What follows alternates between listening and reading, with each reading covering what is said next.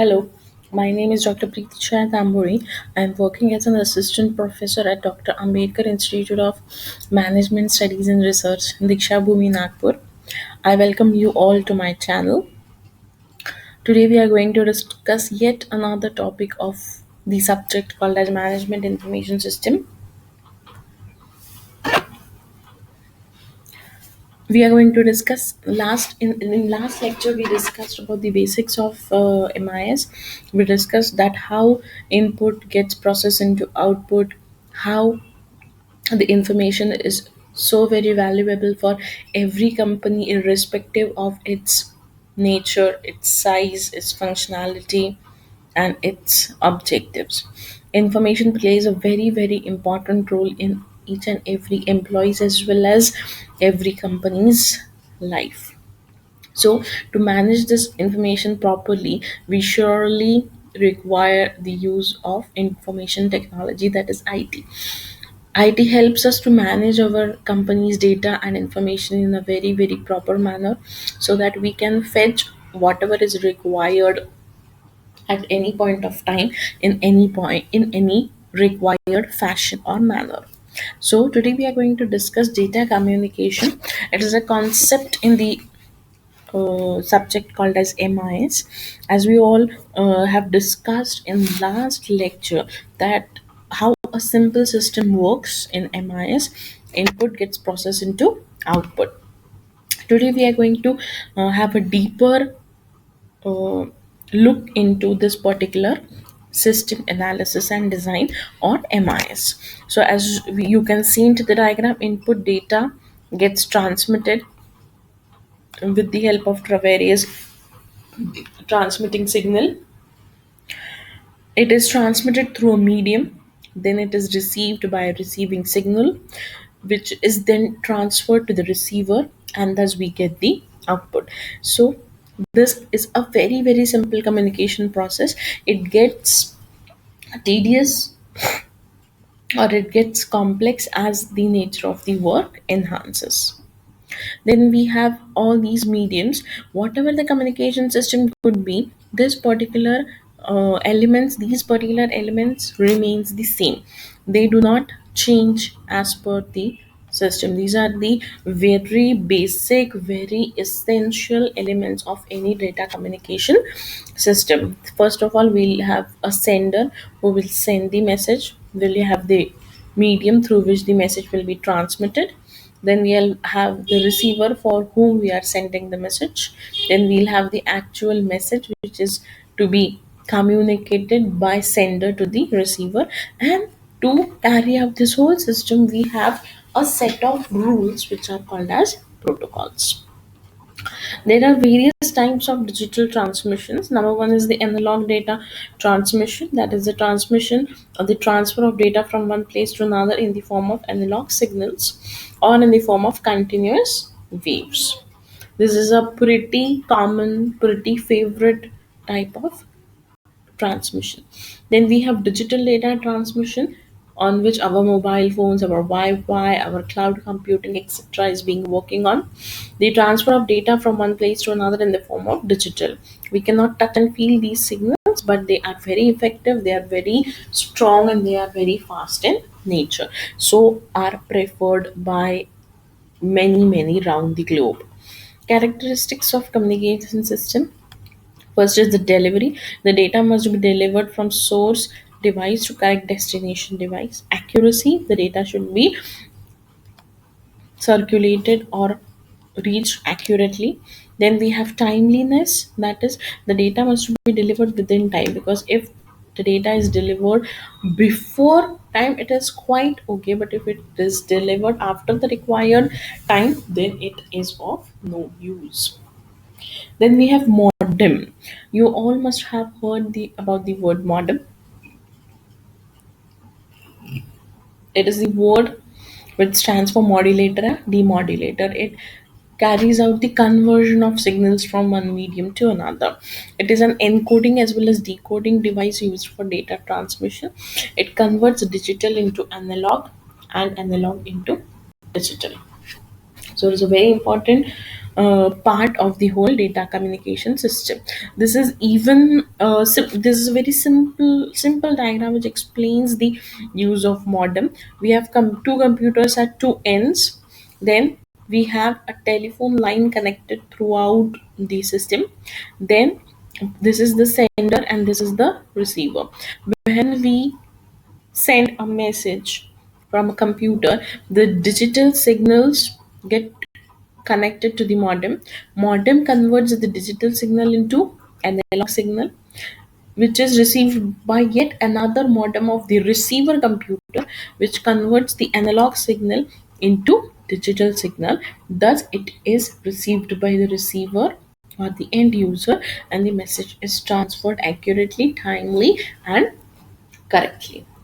Then what is a network? It consists of two or more computers which share resources for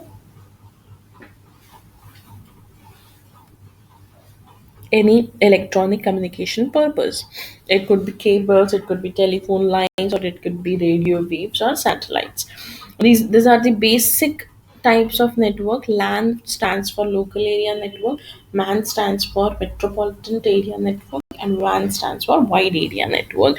Our computer used to connect to each other from LAN, that is, it connects the PCs or the computers in a very short uh, distance.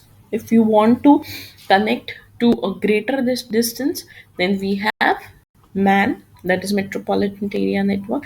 If we want to connect to even wider part, then we have, as the name suggests, wide area network. So let's have a look at all the three networks one by one. A local area network is a privately owned computer. It gives you immense security. It keeps your data safe. The size is quite small. That is for a small office or for a tiny business or a small scale business, or you can say household purpose. So you can share resources, but the spread will not be wider. Then we have metropolitan area network. It can connect up to 100 kilometers. Before dish TVs, we used to have cable network TVs. So this is an excellent example of uh, cable network, which is still prevailed in many parts of India or the world, is an excellent example of metropolitan area network. Then we have wide area network. It is simply a LAN of lands. That is, if we multiply the number of lands, then we'll be getting WAN. So it is situated across a country or around the world. So it is a large, it covers largest distances. Then topology can be called as a fashion in which all these computers will be connected. We know that LAN, MAN, WAN, that is dependent on the distance we can connect these particular computers or networks. But in which fashion these computers should be connected to each other is called as a topology. All these are basics of computer or basics of IT, which will be useful in the subject called as management information system. Because in case of managing information, the managing of the computers is equally important. So topology is nothing but a fashion in which the computers will be connected to one another. We have many types of topologies. So depending on your purpose, depending on your budget, depending upon your requirement, you can select the topology of your own choice. We have bus, we have star, we have ring, we have mesh, we have TV, and we have hybrid. Then bus topology we'll see one by one. It is easy to connect and typically it requires less topology, but the entire network shut down if there is a break in the main wire. So it will difficult for you to manage. This is how a bus look like. But if there is a failure in one line, all these particular computers will stop working. So it is highly dependent on the server network. Then we have star. Why the name star? See, bus, because it was on the uh, fashion, or it was in the form of a bus shape. Then why star? Because it is in the shape of star. It does not affect the rest of the network. So the disadvantage of bus is covered as an advantage in star topology, but it also possesses some disadvantages. That is, if the central computer fails, the entire network becomes unusual. Yeah, it could not be used. So it is formed in the shape of a star, so the name star topology. Then we have a ring, as you can see in the diagram. It is in the form of a circular manner or a circular fashion. The computers are arranged. This flow of messages also occurs in the same fashion or same manner, hence the name ring topology.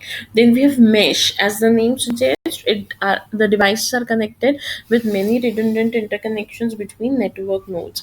In a true mesh topology, every node has a connection to every other node. So it is quite complicated, but it is very useful, as you do not have to depend, or you do not have to wait a long for the information or the data which you need. So this is how a mesh topology looks like, but the interdependency gets reduced to a greater extent, and you'll be able to access your data or information in less amount of time. So then we have a tree, which is also called as a hybrid topology. It's a combination of two types of topologies which we have seen just now, that is star and bus topologies are combined to form a tree topology. Its advantage is that for large computer networks it is very suitable, but as the coin has two sides, it also has few disadvantages. That is, it entire network depends upon the central hub. If it fails, then the whole network gets down. So this is a tree because it is in both the forms. It's a combination that is called as hybrid. So you can see that the lines or the computers are called as nodes. This is the backbone cable, and it is there's a concentrator or a hub which connects all the networks. But if there is any problem in this particular hub or concentrator, then all the connections will get fail. Nowadays the quality and the technology is so advanced that we don't frequently face the problems of network failure, which was a very common phenomena a few years back. You have to spend a lot of money, but at the same time the connections were not that strong. The quality or the cables used to give a hard time to the employees, or the organizations had to face huge problems in managing all these particular topologies. So, in this particular lecture, we have seen two phenomena. We started with a simple data communication system in which we have data input side, processing side, and output side. The concept or the baseline remains the same, just we are now quite advancing into the technologies or into the concepts which we are studying. So we have seen two types of signals, digital and analog. Modem is used to convert these digital signals to analog and analog to the digital signals, so that the message which is being transmitted from the sender to the receiver is transmitted accurately, correctly, and in required amount of time with less problems. Then we have also seen that there are n number of topologies, or the fashion in which the computer networks can be connected to each other. To be specific, they are called as nodes. Nodes can be connected to each other in n number of possible ways. It could be bus, it could be tree, it could be mesh, it could be star, etc. Depending upon your requirement, depending upon your financial investment or the budget, depending upon the amount of work or the amount of data which is being transmitted from one point to another, you can choose the topology. Each topology has two sides, that is as that of a coin, that few has some disadvantages, few have some advantages, but the choice of the topology depends upon you. So we have seen n number of topologies. Last one was hybrid, which was a combination of bus and star. It is nowadays chosen by many industries or many companies where there is huge amount of data to be transmitted from one place to another. So I hope this lecture was of some use to you as we are moving further in our concepts of management information system. Last time we had studied the basics, today we have studied the basic data communication systems, the types of networks, LAN, MAN, WAN, and types of topologies. So I hope that these topics I was able to throw some light on these topics. And if you have any doubt, don't forget to comment below the video. I will definitely get back to you to solve your difficulties in my best way possible. So thank you for listening so patiently. Thank you.